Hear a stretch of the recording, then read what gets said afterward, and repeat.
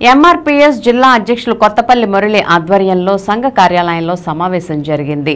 ముఖ్య అతిథిగా బయ్యారపు రాజేశ్వరరావు మాదిగ ఎంఎస్పీ జిల్లా కందుల రమేష్ సమావేశంలో పాల్గొన్నారు. ఈ సమావేశాన్ని ఉద్దేశించి కందుల రమేష్ మాట్లాడుతూ వైఎస్ఆర్ పార్టీ అధినేత మాజీ ముఖ్యమంత్రి వైఎస్ జగన్మోహన్ రెడ్డి ఆ పార్టీ విశ్వసనీయత సామాజిక న్యాయం కోసమే ఆవిర్భవించిందని చెప్తారని, అలా చెప్పుకునే జగన్ ఎస్సీల ఏబీసీడీల వర్గీకరణ దివంగత నేత ముఖ్యమంత్రి రాజశేఖర రెడ్డి వర్గీకరణ చేస్తారని, విశ్వరూపం మాదిగ మహాసభలో మాటిచ్చారని, ఆ మాటకి కట్టుబడి వర్గీకరణ చేస్తానని జగన్మోహన్ రెడ్డి ప్లేనరీ సమావేశంలో చెప్పి 2012లో ఎంపీగా అయిన జగన్మోహన్ రెడ్డి అప్పటి ప్రధానమంత్రి మన్మోహన్ సింగ్కి లేఖ రాయడం మర్చిపోయారని, జగన్మోహన్ రెడ్డి చెప్పాల్సిన బాధ్యత ఆయనపై ఉందని, సామాజిక న్యాయం కోణంలో వర్గీకరణ చూస్తున్నారా లేదా దళితుల మీద చిచ్చు రగిల్చారనే కోణంలో చూస్తున్నారా అనేది ఆయనే చెప్పాలని, ఆ బాధ్యత ఆయనపై ఉందని, వర్గీకరణపై కట్టుబడి ఉన్నారా, సామాజిక న్యాయం చేస్తారా లేదా అనేది చెప్పాలని, మాలవాదిగా సామాజికవాదిగా చెప్పాలని కందుల రమేష్ డిమాండ్ చేశారు. ఈ కార్యక్రమంలో మరో ముఖ్య అతిథి బయ్యారపు రాజేశ్వరరావు మాట్లాడుతూ వర్గీకరణ రాజశేఖర రెడ్డి చేస్తారని చెప్పారని, జగన్మోహన్ రెడ్డి మాట తప్పనని చెప్పి మాట తప్పి మడం తిప్పారని తెలియజేశారు.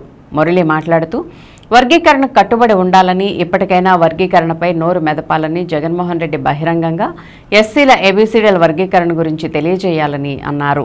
ఎంఎస్సీ గౌరవ అధ్యక్షులు మద్దాల తిరుపతిరావు, దెందులూరు నియోజకవర్గ ఎంఆర్పీఎస్ అధ్యక్షులు జొన్నకోటి జాన్, ఎర్ర ఆనంద్, ఉప్పులూరు ఎలిషా, కొలికి పాము యేసు, అద్దాల మెకాయల్ తదితరులు పాల్గొన్నారు. ఈ రాష్ట్రంలో అన్ని రాజకీయ పార్టీలు ఎస్సీల ఏబీసీడీల వర్గీకరణ సామాజిక న్యాయం అని చెప్పి అన్ని పార్టీలు అన్ని ప్రజా సంఘాలు మద్దతు తెలియజేస్తున్నాయి. సామాజిక న్యాయం కోణంగా చూడకుండా నిండు సభల్లో అసెంబ్లీలో గౌరవనీయులు జగన్మోహన్ రెడ్డి దళితుల మధ్యలో చిచ్చుపెట్టే కోణంలో చూస్తున్నారా, సామాజిక న్యాయంగా చూస్తున్నారనేది మీరు సూటిగా చెప్పాల్సిన బాధ్యత మీపై ఉంది.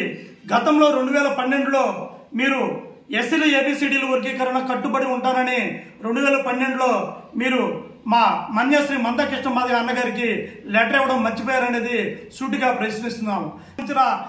రిజర్వేషన్ ఫలాలు అందరూ పొందాలనేది సుప్రీంకోర్టు గైడ్ లైన్స్ ఇవ్వడంలో అంతర్యం ఏంటో మీరు కూడా తెలుసుకోవాల్సిన బాధ్యత మీపై ఉందని తెలియజేస్తున్నాను.